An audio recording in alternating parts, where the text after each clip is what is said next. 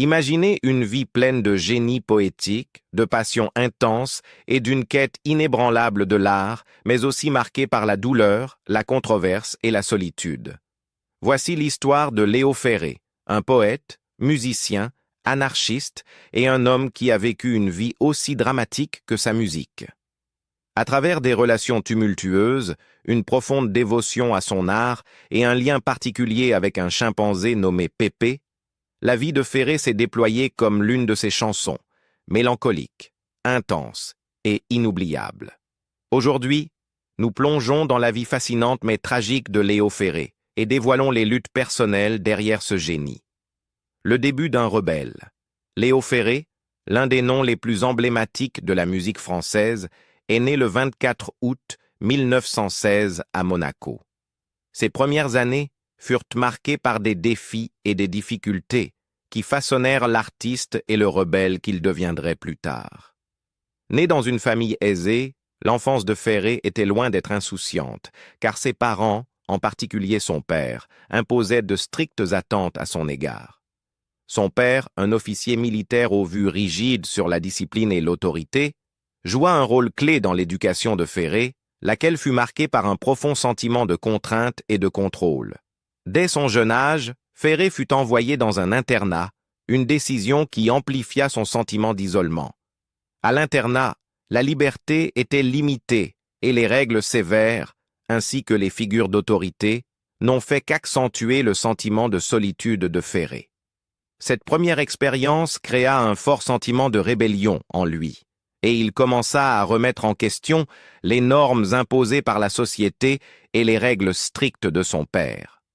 C'est pendant cette période que Ferré développa un mépris pour l'autorité, un thème qui deviendrait plus tard central dans sa vie personnelle et ses œuvres artistiques. Au milieu de ces difficultés, Ferré trouva du réconfort dans la musique, qui devint son bouclier et son moyen d'expression. La musique classique, en particulier, devint un refuge pour lui offrant un espace de libération émotionnelle et d'introspection. L'une des influences les plus profondes sur Ferré pendant son enfance fut Ludwig van Beethoven. L'intensité et la profondeur émotionnelle des compositions de Beethoven résonnèrent profondément avec Ferré, lui offrant un sentiment de confort et de compréhension pendant sa jeunesse turbulente. Ferré parlait souvent de la manière dont la musique de Beethoven l'aidait à naviguer à travers la solitude et la douleur de ses années formatrices, l'inspirant à canaliser son tourment intérieur en créativité. L'exposition précoce de Ferré à la littérature joua également un rôle majeur dans la formation de son identité artistique. Ses lectures de poètes tels que Charles Baudelaire et Arthur Rimbaud eurent un impact durable sur sa vision du monde. L'exploration par Baudelaire des côtés sombres de la vie et de la société, combinée à l'approche révolutionnaire de Rimbaud de la poésie, résonnèrent profondément avec la nature rebelle de Ferré. Il considérait ces poètes comme ses compagnons dans l'obscurité, et leurs œuvres lui donnèrent le courage de défier le statu quo dans son propre art. Les thèmes de la souffrance existentielle, du désenchantement social et de la rébellion contre l'autorité devinrent centraux dans sa production créative. Malgré les défis auxquels Ferré fut confronté, il resta déterminé à poursuivre sa passion pour la musique et la littérature. Dans les années 1940, il déménagea à Paris, une ville débordant d'énergie artistique et de ferment intellectuel. Paris, à l'époque, était un refuge pour les créateurs, et Ferré s'y immergea rapidement dans le mode de vie bohème. C'est à Paris que Ferré commença à se faire un nom en tant que musicien et poète. Il fréquenta les cabarets, où il interprétait ses chansons et exprimait sa défiance contre les normes sociétales qui avaient marqué sa vie. Ces cabarets devinrent des espaces de liberté artistique où Ferré pouvait expérimenter avec sa musique et sa poésie et défier les valeurs traditionnelles de l'époque. La carrière musicale de Ferré commença à prendre de l'ampleur lorsqu'il développa son style unique, alliant poésie et mélodie de manière innovante et puissante. Ses compositions étaient profondément poétiques, souvent inspirées des grands poètes, et ses paroles étaient empreintes de thèmes existentiels et philosophiques. Sa musique n'était pas seulement un divertissement, mais un moyen de protestation contre les injustices sociales, et il devint connu comme une voix pour les opprimés et les marginalisés. À mesure que la carrière de Ferré progressait, sa musique devint plus qu'un simple reflet de ses luttes personnelles, elle évolua en un moyen de critique sociale. Sa capacité à fusionner la beauté lyrique de la poésie avec la puissance émotionnelle de la musique le distingua des autres artistes de la chanson en France.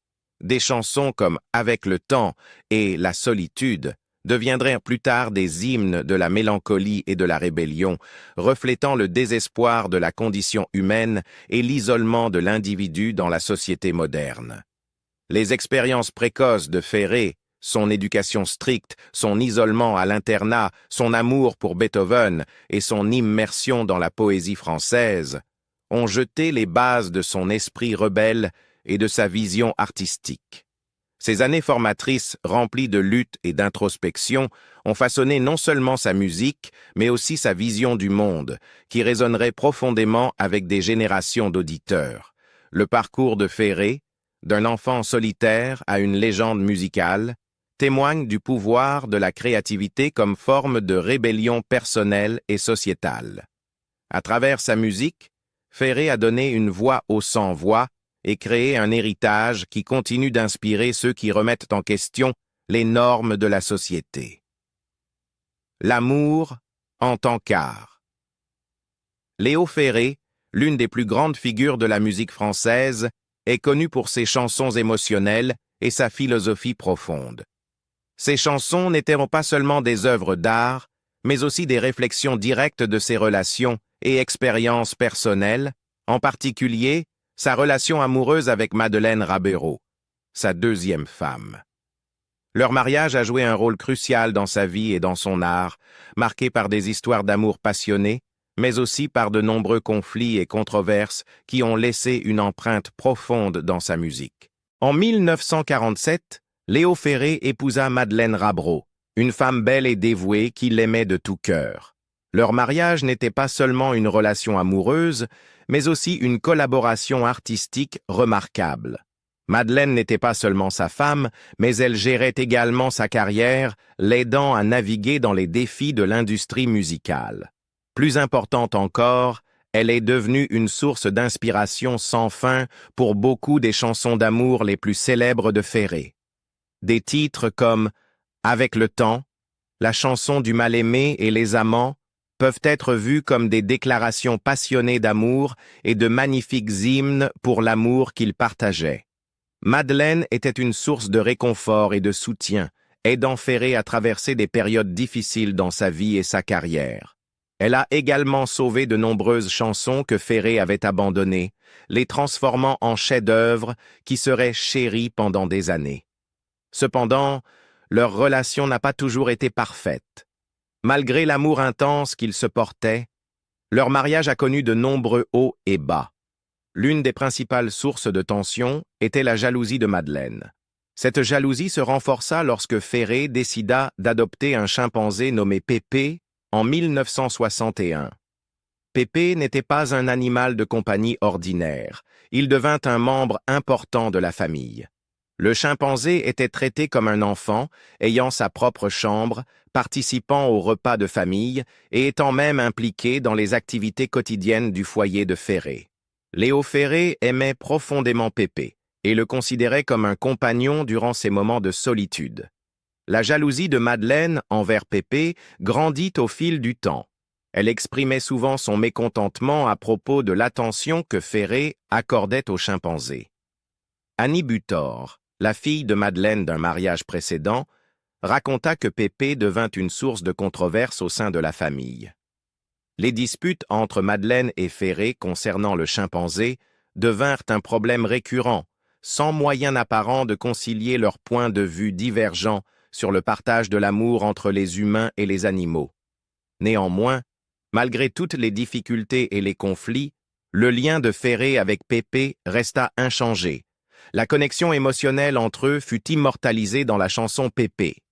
Cette chanson, avec ses paroles pleines de tendresse et de tristesse, est une déclaration de l'amour éternel de Ferré pour Pépé. Les paroles sont émotionnelles et nuancées, reflétant un amour inexplicable entre un humain et un animal, mais profondément significatif. Pépé n'est pas seulement une chanson pour un chimpanzé, mais une ballade d'amour sur la solitude, l'amour et les désirs inaccessibles. Ferré transforma son amour pour Pépé en une partie indissociable de sa musique, créant une pièce qui reflétait profondément sa touche personnelle et son âme. L'amour, pour Madeleine et Pépé, malgré leurs conflits et leurs défis, donna naissance à des œuvres d'art profondément émotionnelles et significatives. Ferré savait comment transformer ses émotions personnelles en chansons romantiques et philosophiques, reflétant les aspects complexes de l'amour, de la jalousie et des relations difficiles dans la vie. C'est à travers l'amour, avec toute sa douleur et sa joie, que Léo Ferré créa son grand art. La tragédie se dévoile. La tragédie au sein de la famille Ferré commença lorsque Pépé, le chimpanzé qui était devenu une partie intégrante de leur foyer, eut un accident lors d'une promenade. En se promenant avec Ferré et Madeleine, Pépé tomba soudainement, et la blessure qui en résulta conduisit à une gangrène, dégradant rapidement la santé du chimpanzé. Dans cette situation désastreuse, Madeleine n'eut d'autre choix que de mettre fin à la souffrance de Pépé de ses propres mains, mettant ainsi fin à la vie du compagnon bien-aimé pour arrêter l'agonie prolongée. Pour Léo Ferré, Pépé n'était pas simplement un animal de compagnie, mais un ami fidèle et une partie irremplaçable de sa vie. La mort de Pépé fut un choc dévastateur pour Ferré, qui ressentit comme s'il avait perdu une partie vitale de lui-même. Submergé par la tristesse et la colère, Ferré accusa Madeleine de la mort de Pépé, l'accusant de ne pas avoir empêché l'accident. Son ressentiment et sa douleur grandirent, et peu de temps après, Ferré décida de quitter Madeleine. Dans un accès de rage et de désespoir, Ferré dit froidement à Madeleine « Tu m'as aidé. J'ai élevé ta fille. C'est fini. » Ce furent ses derniers mots adressés à sa femme, qu'il avait accompagnée à travers de nombreux hauts et bas. Sa décision de partir fut soudaine et cruelle, laissant Madeleine choquée et dévastée. Leur relation, autrefois source d'inspiration artistique puissante, prit fin brutalement et douloureusement. La perte de Pépé, suivie du départ de Ferré, plongea Madeleine dans un état de désespoir. Leur mariage, autrefois fondé sur l'amour et la collaboration artistique, n'était plus qu'un souvenir du passé. Une famille déchirée, non seulement par la perte matérielle, mais aussi par la rupture soudaine de leur connexion émotionnelle. Tandis que Ferré poursuivait sa musique, la solitude et les réflexions philosophiques occupaient son esprit. La relation entre Ferré et Madeleine était devenue une tragédie irréparable, une histoire d'amour brisé, reflétant la fragilité des connexions dans la vie. Les œuvres ultérieures de Ferré, avec des chansons pleines d'introspection, sont la preuve des pertes et des souffrances qu'il a endurées. C'est cette perte qui a profondément marqué sa musique, transformant ses chansons en ballades d'amour mélancoliques qui résonnaient avec la tristesse et la solitude au fond de son âme. La mort de Pépé, ainsi que la séparation douloureuse d'avec Madeleine, laissa une profonde plaie dans le cœur de Ferré, influençant à jamais sa carrière musicale. Ses chansons suivantes devinrent des déclarations de sentiments profonds sur l'amour, la perte et la souffrance inévitable de la vie, l'ascension et la chute d'une icône. Bien que la vie personnelle de Léo Ferré ait été tumultueuse, sa carrière musicale n'a cessé de prospérer, consolidant sa position en tant que l'un des plus grands musiciens de France. Ferré, avec son mélange unique de philosophie anarchiste et de poésie lyrique, toucha le cœur de millions de personnes. Des chansons comme « Avec le temps et la solitude » n'étaient pas simplement des chansons, mais des manifestes sur la fragilité de l'humanité et le désespoir existentiel. Avec des paroles imprégnées d'émotion et de philosophie, Ferré transmit la profondeur de la condition humaine dans un monde imprévisible, renforçant ainsi son héritage en tant que musicien ayant une profonde influence sur la culture française. Avec le temps, l'une des chansons les plus célèbres de Ferré dépeint de manière vivante l'impuissance et la douleur face au passage du temps et aux pertes amoureuses. Avec la solitude, une chanson sur la solitude inévitable de la vie, Ferré exprima non seulement des émotions personnelles, mais aussi des thèmes universels de souffrance et de vide auxquels les gens sont confrontés dans le monde moderne. Le talent de Ferré pour allier des éléments philosophiques à une musique lyrique donna à son œuvre une puissance durable, influençant des générations d'auditeurs. Cependant, la célébrité de Ferré ne lui apporta pas seulement le respect, mais aussi de grands défis dans sa vie. Sa personnalité, souvent décrite comme complexe et volatile, provoqua des ruptures dans ses relations personnelles et professionnelles. Ferré n'hésitait pas à exprimer des opinions fortes, critiquant même durement des artistes tels que Juliette Gréco et Jacques Brel. Ces critiques ne furent pas toujours bien accueillies et firent de lui une figure controversée au sein de la communauté artistique. Son mépris des normes sociales et des règles du monde de l'art conduisit Ferré à être qualifié d'anarchiste de luxe, une persona qui contrastait avec les idéaux qu'il poursuivait. La vie de Ferré n'était pas seulement marquée par la gloire de sa carrière, mais aussi par de profonds conflits intérieurs. Bien qu'il défendît la rébellion et la simplicité dans sa musique, il mena une vie d'excès. Ferré n'hésitait pas à utiliser des sociétés écrans pour éviter les impôts et se livrer à des plaisirs matériels. Cela contrastait fortement avec les idéaux qu'il exprimait dans ses œuvres, créant une contradiction entre ses paroles et ses actions. Le scepticisme de Ferré était évident non seulement dans son attitude envers la société, mais aussi dans ses relations personnelles. L'une des déclarations les plus controversées de Ferré fut sa remarque infâme. « L'intelligence d'une femme est dans ses ovaires ». Cette déclaration non seulement reflétait son mépris pour les femmes, mais mettait aussi en lumière la complexité de sa personnalité. Bien qu'il fût un génie musical, Ferré laissait parfois transparaître des aspects plus sombres dans ses pensées et ses actions.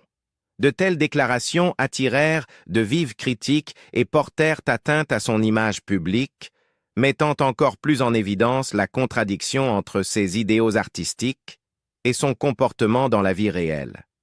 Les contradictions dans la vie personnelle et l'art de Ferré n'étaient pas rares dans le monde artistique. Mais ce sont ces complexités qui le rendirent fascinant. Bien que son caractère ait comporté de nombreux coins ombragés, son talent extraordinaire pour la musique et la poésie ne peut être nié.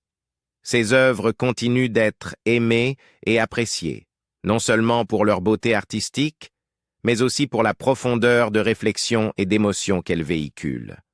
Ferré a peut-être vécu une vie pleine de contradictions et de tourments, mais son héritage musical restera à jamais comme un témoignage du talent et des émotions intenses qu'il a communiquées à travers sa musique. L'âme errante, musique et solitude. Léo Ferré est décédé le 14 juillet 1993, laissant derrière lui un héritage musical complexe et contradictoire. Il fut l'un des plus grands musiciens et poètes du XXe siècle, connu pour mêler philosophie profonde et musique lyrique, et pour avoir ouvert de nouvelles voies dans la chanson française. Ferré a eu un fort impact, mais aussi sa part d'aspects controversés dans sa vie et sa carrière. Pour certains, il était un génie musical qui éleva la chanson française à de nouveaux sommets, tandis que pour d'autres, il était une figure distante et arrogante, dont les défauts personnels éclipsaient ses réalisations artistiques. Sa mort marqua la fin d'une vie remplie de contradictions et de souffrances. Il est décédé dans une relative solitude, un état qui n'était pas étranger à sa vie. Ferré était une personne introvertie, pleine de pensées et de douleurs qu'il n'a jamais entièrement partagées. Sa vie fut profondément marquée par la perte et la souffrance, des éléments qui ont profondément influencé sa musique. De sa séparation avec Madeleine Rabraud à la mort de Pépé, en passant par les pertes dans sa famille et ses amitiés, Ferré fit face à la solitude tout au long de sa vie. Bien qu'il ait eu des relations émotionnelles, les ruptures et les éloignements furent les forces dominantes de son existence. Les mémoires d'Annie Butor, Comment voulez-vous que j'oublie, offrent un regard pénétrant sur la vie personnelle de Ferré et explorent sa relation complexe avec des proches tels que Madeleine et Pépé. Le livre révèle la douleur et les sacrifices que Ferré a endurés tout au long de son parcours artistique. Il montre un Ferré qui n'était pas seulement un grand artiste, mais aussi un homme rempli de faiblesses et de souffrances, toujours en quête de fulfillement dans l'expression créative, mais manquant de confort dans ses relations personnelles. Beaucoup pensent que la mort de Ferré n'a pas seulement marqué la fin d'une vie, mais aussi la conclusion d'un difficile voyage intérieur. Malgré son brillant succès dans sa carrière, Ferré a toujours ressenti qu'il lui manquait quelque chose émotionnellement. Il n'a jamais trouvé la paix dans ses relations personnelles, hanté sans relâche par la solitude et un désir insatiable de créer. Cela a profondément affecté sa santé mentale, rendant la vie personnelle de Ferré tout sauf stable. La maladie et le vieillissement furent des facteurs inévitables dans les dernières années de Ferré. Bien que les signes de déclin de sa santé soient apparus, c'est la solitude et la disharmonie dans sa vie personnelle qui l'ont de plus en plus épuisé, conduisant à des sentiments de fatigue et de désespoir. Sa carrière musicale continua d'être aimée et célébrée, mais sa mort semblait être le résultat d'une longue chaîne de douleurs non résolues et de désirs insatisfaits. En fin de compte, la vie de Ferré est un témoignage de la complexité du génie. Sa musique continue d'inspirer, sa poésie perdure, et son histoire sert de rappel de l'équilibre délicat entre le talent et l'humanité. Léo Ferré vécut une vie de contradictions, des sommets artistiques aux souffrances personnelles. Pourtant, son héritage musical demeure intact, reflétant la solitude et le désir constant de créer. Ressentez-vous la complexité et les émotions que Ferré a infusées dans ses œuvres? Partagez vos pensées dans les commentaires et n'oubliez pas de liker la vidéo si vous pensez qu'elle en vaut la peine. Abonnez-vous à notre chaîne pour ne jamais manquer des histoires fascinantes sur d'autres figures exceptionnelles.